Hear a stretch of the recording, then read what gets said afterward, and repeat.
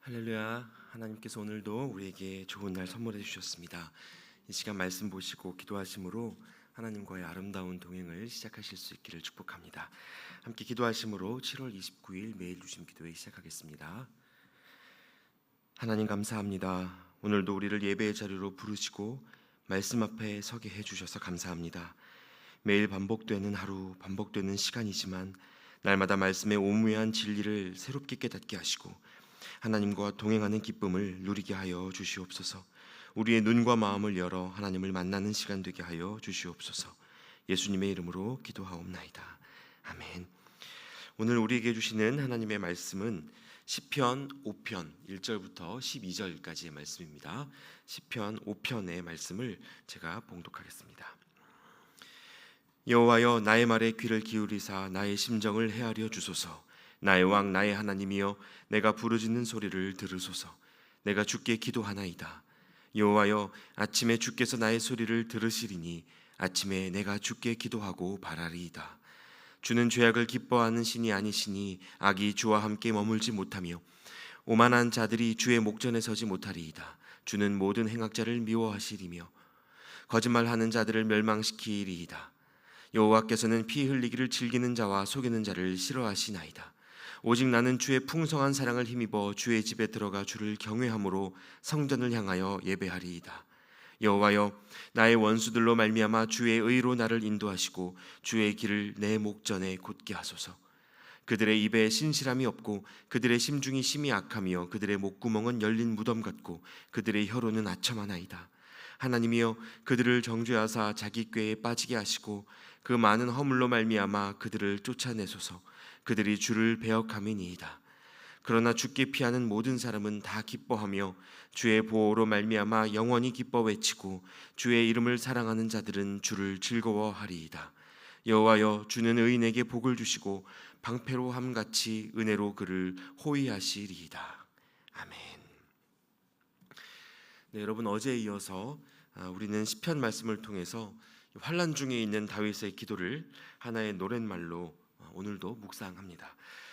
여러분, 시편 말씀은요, 각 장의 1절이 시작되기 전에 그 성경 본문 위에 파란 글씨로 표제어라는 것을 적어두는데요, 어제 읽으신 시편 4편의 표제어가 인도자를 따라 현악에 맞춘 노래, 현악기에 맞춘 노래라고 기록이 되어 있었던데, 반해 오늘 읽으신 시편 5편의 표제어는 인도자를 따라 관악에 맞춘 노래라고 되어 있습니다. 그러니까 어제 말씀은 현악기로 반주하는 노래이고 오늘 말씀은 관악기로 반주하여 부르는 노래라는 뜻입니다. 여러분, 언젠가 기회가 되시면 실제 다윗의 연주를 재현해 놓은 음악을 같이 한번 들어보시면 참 좋겠다 싶은데요, 여러분 아시는 것처럼 이 관악기는 조금 더 풍성하고 또 웅장한 분위기를 잘 만들어냅니다. 그래서 여러분, 이 시편을 읽으실 때는 그 말씀이 노래로 불려졌다는 것을 기억하시고 그 분위기를 떠올려 보시면 읽는 데에 더 도움이 됩니다. 그래서 이 관악기 반주로 맞춘 이 시편 5편은 아무래도 다윗이 더 힘을 실어 외치는 듯한 그런 웅장한 기도로 써내려갔다는 것을 우리가 상상해 보실 수 있겠습니다.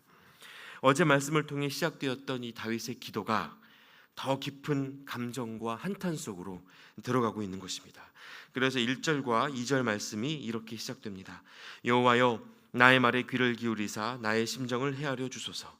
나의 왕 나의 하나님이여, 내가 부르짖는 소리를 들으소서. 내가 주께 기도하나이다. 자, 다윗이 이렇게 기도합니다. 나의 말에 귀를 기울이소서. 나의 심정을 헤아리소서. 그러면서 하나님을 향해 나의 왕이여, 나의 하나님이여 이렇게 부르고 있습니다. 창조주 하나님을 향한 외침이지만 다윗은 그 하나님이 나에게 관심을 두시는 나의 하나님이심에 기초하여 기도하고 있는 것입니다. 여러분, 어제 말씀을 통해서 우리가 기도하는 자에게 하나님께서 주시는 기쁨과 평강에 대해서 나누었는데요, 오늘 말씀은 이러한 기도의 출발이 하나님과의 긴밀한 관계 속에 있음을 우리에게 느끼게 합니다. 하나님을 나의 하나님이라고 부를 수 없다면, 하나님과 우리 사이에 깊은 관계 맺음이 없다면 우리는 기도를 온전히 시작할 수 없다는 뜻입니다. 내 어려움이 해결되었으면 좋겠다. 내가 원하는 것이 이루어졌으면 좋겠다. 여러분, 이러한 푸념, 한탄, 간구는 신앙이 없는 사람들의 마음속에도 똑같이 있습니다. 이건 모든 사람들의 마음이 아마 크게 다르지 않을 겁니다. 그러나 이러한 마음의 토로에 들어주는 대상이 없다면 어떻겠습니까? 환난 속에서 부를 이름이 없는 인생은 참으로 곤고하지요. 아무도 내 말을 들어주지 않는 것 같은 공허감은 사람을 참으로 무섭도록 어떠한 절망으로 이끌어가는 법입니다. 그러나 여러분, 기도는 다릅니다. 기도에는 분명한 대상이 있고 그건 우리를 사랑하시는 나의 하나님을 향한 외침입니다. 우리의 일상적인 한탄이 온전한 기도로 바뀌려면 그만큼 끈끈한 하나님과의 관계 맺음이 있어야 한다는 뜻입니다. 여러분, 저와 여러분의 기도가 이렇게 하나님과의 바른 관계 위에서 이루어지는 대화가 될 수 있기를 축복합니다. 하나님을 잊은 채 내 마음의 한탄을 입술로 뱉는 그러한 공허한 외침으로 우리의 기도가 끝나서는 안 될 것 같습니다. 심리 상담사나 정신과 전문의, 또 친구를 찾아 도움을 구하는 것과는 여러분, 기도는 본질적으로 다른 것입니다. 사람들을 찾아서도 우리가 잠깐의 위로를 얻을 수는 있겠지만요, 하나님 외에 누구도 완전한 보혜사가 될 수 없다는 사실을 우리가 기억하고 기도할 수 있어야 합니다. 여러분, 이렇게 기도의 대상이 분명해지면요, 기도의 방법도 바뀌고 기도하는 목적도 제자리를 찾게 됩니다. 그래서 2000년 전 예수님의 제자들이요, 예수님께 기도를 가르쳐 달라고 나왔던 적이 있죠. 그때 예수님께서 가르쳐 주시면서 너희는 이렇게 기도하라 라고 말씀하시는데 그 첫 마디가 무엇인지 기억하십니까? 하늘에 계신 우리 아버지요, 이렇게 외치고 기도하라는 겁니다. 하나님을 아버지라고 부르며 기도를 시작하라는 거예요. 여러분, 그리고 여기에는 우리가 기도에 대해서 기억해 볼 만한 아주 중요한 교훈들이 몇 가지 있습니다. 첫 번째로, 우리가 결코 이 세상에 홀로 온 것이 아니라는 것입니다. 우리가 하나님을 아버지라고 부를 때 우리가 하나님의 자녀라는 것을 생각해 보게 됩니다. 여러분, 어떤 인간도 부모 없이 이 땅에 홀로 올 수 없죠. 사랑으로 우리의 생명을 빚어낸 존재가 있기 때문에 우리가 이 땅에서 살아갑니다. 그리고 우리를 있게 하신 그 존재가 바로 하나님이라는 거예요. 다시 말해, 우리가 살아가는 삶의 시작이 하나님의 사랑이었다는 말입니다. 하나님이 없다면 우리도 없고 우리가 살아가는 삶의 모든 것이 하나님께 속해 있다는 사실을 우리에게 일깨워주는 겁니다. 여러분, 이것을 기억하지 못하면 우리는 기도를 시작할 수 없는 겁니다. 또 한 가지, 하나님이 우리 아버지시라는 이 고백의 두 번째 의미, 이것은 우리가 하나님을 닮아 있다는 겁니다. 여러분, 부모와 자식은 닮죠. 아무리 닮지 않으려고 애를 써도 실패합니다. 닮을 수밖에 없습니다. 아이가 처음 태어나면 어떻게 합니까?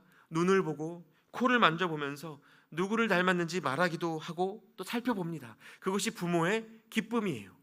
자녀가 나를 닮아 있는 그것이 부모에게 기쁨입니다. 그래서 닮는다는 것은 생각나게 한다는 것과 같은 뜻입니다. 자녀를 보면 그 부모를 떠올리며 아빠와 똑같구나, 엄마랑 똑같네, 이렇게 말하는 거죠.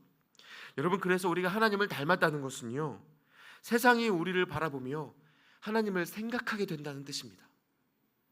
하나님을 닮은 우리의 모습을 보며 하나님을 닮았구나, 하나님이 생각나는구나.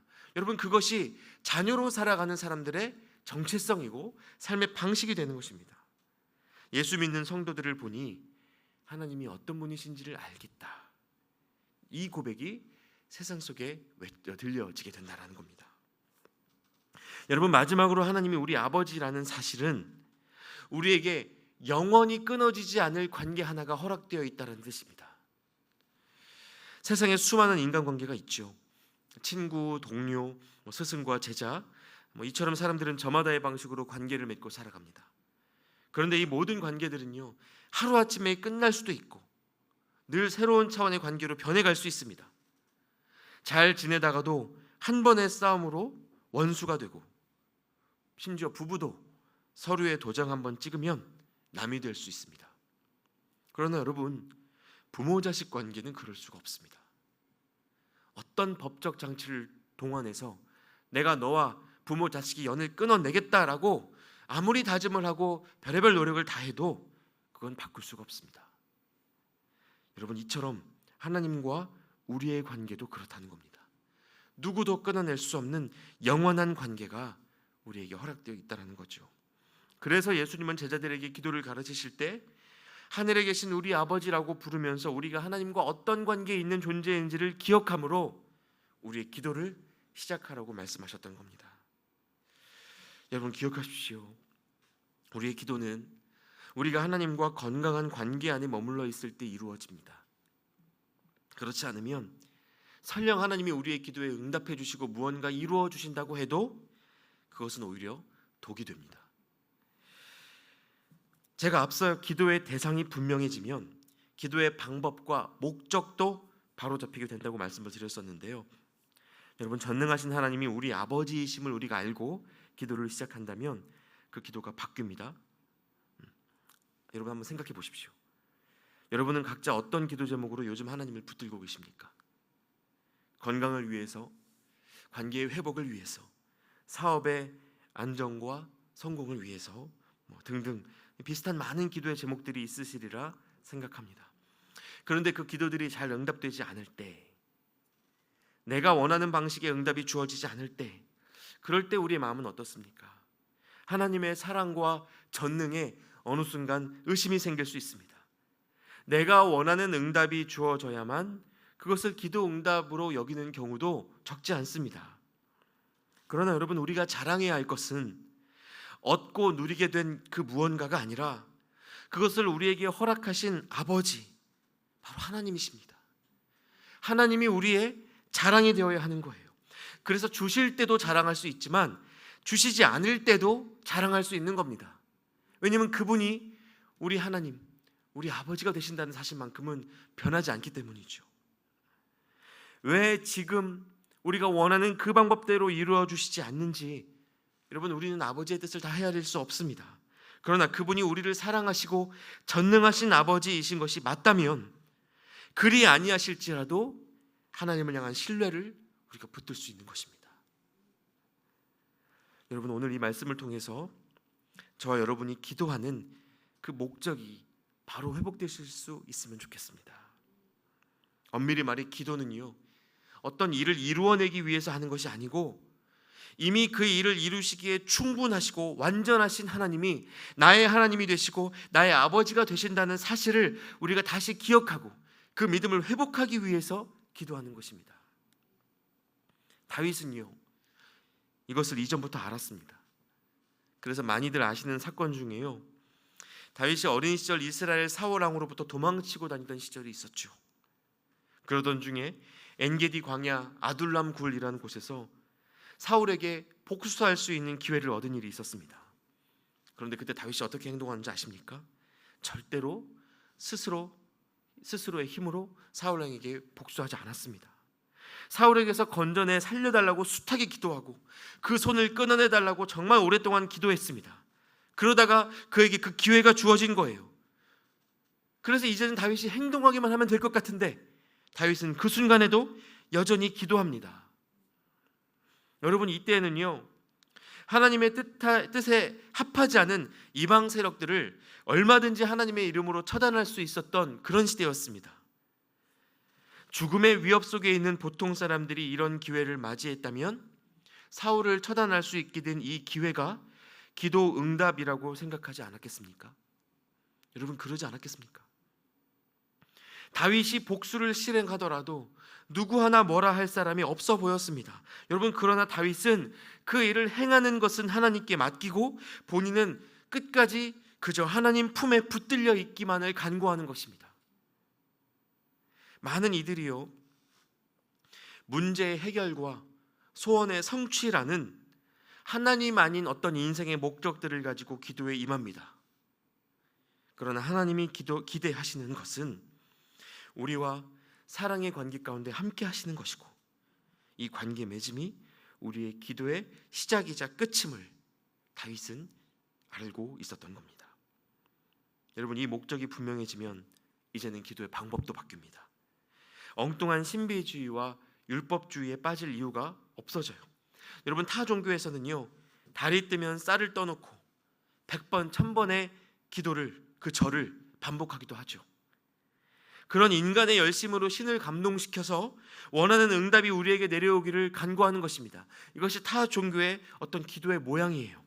그러나 우리는 하나님께 사랑받는 자녀이기 때문에 그렇게 기도할 이유가 전혀 없는 것입니다. 여러분, 만일 우리의 자녀들이요, 부모인 우리에게 원하는 것을 얻어내기 위해서 우리 앞에 달려와 엎드려 같은 절을 100번 1000번 반복한다고 상상해 보십시오. 여러분, 마음이 어떠시겠습니까? 저는 제 아이들이 자기들이 원하는 것을 얻기 위해서 제 앞에 와 100번 같은 모양의 절을 반복하고 있다면 제 마음이 찢어질 것 같습니다. 당장 붙들어 세우고 일으키면서 이렇게 말해줄 것 같아요. 뭐 하고 있니? 내가 네 아빠인데. 그저 아빠에게 와서 안기면 돼. 아빠 품에서 울고 아빠의 토닥거림에 위로를 얻고 네 마음에 있는 이야기들을 얼마든지 나에게 들려주렴. 너를 위해서라면 아빠는 뭐든지 할 수 있단다. 여러분, 이렇게 말해주지 않으시겠습니까?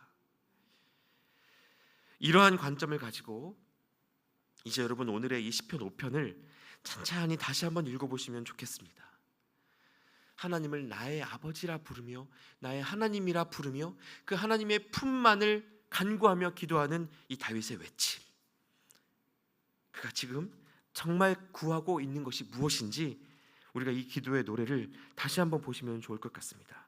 제가 7절부터 11절까지의 말씀을 다시 한번 읽어드릴 텐데요, 여러분, 이 말씀을 다시 한번 보시면서 하나님을 향한 그 다윗의 마음이 어디에 있는지 한번 느껴보시면 좋겠습니다. 7절부터 11절까지 말씀입니다. 오직 나는 주의 풍성한 사랑을 힘입어 주의 집에 들어가 주를 경외함으로 성전을 향하여 예배하리이다. 여호와여, 나의 원수들로 말미암아 주의 의로 나를 인도하시고 주의 길을 내 목전에 곧게 하소서. 그들의 입에 신실함이 없고 그들의 심중이 심히 악하며 그들의 목구멍은 열린 무덤 같고 그들의 혀로는 아첨하나이다. 하나님이여, 그들을 정죄하사 자기 꾀에 빠지게 하시고 그 많은 허물로 말미암아 그들을 쫓아내소서. 그들이 주를 배역함이니이다. 그러나 주께 피하는 모든 사람은 다 기뻐하며 주의 보호로 말미암아 영원히 기뻐 외치고 주의 이름을 사랑하는 자들은 주를 즐거워하리이다. 아멘. 주를 사랑하는 자들은 주의 응답을 기뻐한다가 아니라 주를 기뻐하리이다. 주를 즐거워하리이다. 세상 사람들은 주님 앞에 가서 그들이 원하는 것을 얻어내기 위하여 아첨하며 기도하지만, 하나님, 내게 이것을 당장 이루어 주십시오. 이것을 이루어 주지 않으시고 뭐하고 계십니까? 라고 기도하며 하나님을 때로는 협박하고 하나님께 아첨하는 기도를 올리지만, 내가 구하는 것은 주님 당신의 현존입니다. 여러분, 이것이 오늘 다윗의 기도였던 거예요. 방금 읽으신 말씀 속에서 악으로 묘사되는 사람들, 이른바 오만하고 거짓말하고 신실함이 없고 혀로 아첨하는 이들의 공통점은 그들이 하나님의 사랑으로부터 멀어져 있다는 것이었습니다. 자신들이 그렇게 사람의 지혜와 술수를 동원하지 않으면 무언가 해낼 수 없다는 두려움이 그 안에 있었기 때문에 그들은 점차 세상의 방식을 의지하고 내 방식의 응답을 이루기 위해서 하나님을 도구 삼는 기도로 나아가게 된 것입니다. 그러나 다윗은 어떻습니까? 다윗은 지금 인생의 환난 가운데 하나님을 찾고 마치 하나님의 품 안에 안겨있는 것처럼 기도합니다. 불안과 공포에 떨던 자녀가 아버지 품으로 달려와 안도하면서 숨을 고르고, 아직 현실은 그대로지만 은혜를 노래하고 기쁨을 노래하는 것입니다. 여러분, 이것은 그가 하나님께로부터 오는 깊은 그 관계적 사랑에 기대어 있었기 때문입니다. 여러분, 오늘 우리에게도 이러한 기도가 회복될 수 있기를 축복합니다. 저와 여러분의 기도가 어떤 불안 때문에 드리는 기도가 아니라 사랑 때문에 드리는 기도가 될 수 있기를 축복합니다. 아버지 되시는 하나님이 그런 우리의 기도를 들으시고 오늘도 분명한 평안으로 우리 마음을 이끌어 주실 것입니다. 함께 기도하겠습니다. 하나님, 감사합니다. 하나님을 아버지라 부를 수 있는 권세를 우리에게 주시고 우리가 하나님의 사랑을 의지하며 기도할 수 있게 해주셔서 감사합니다. 하나님, 오늘 우리가 기도하는 목적이 우리의 소원의 성취에 이기기 전에 하나님과의 긴밀한 관계의 회복이 되게 하여 주시옵소서. 다른 무엇을 구하기보다 먼저 하나님을 구하며 하나님 품에 거하는 우리가 되게 하시고, 우리를 사랑하실 뿐만 아니라 전능하신 하나님께서 신실하게 베풀어 주실 응답을 믿음으로 기다릴 수 있도록 주님 우리를 새롭게 하여 주시옵소서. 예수님의 이름으로 기도하옵나이다. 아멘. 이제 각자의 기도 제목으로 하나님 앞에 기도하는 시간을 갖겠습니다.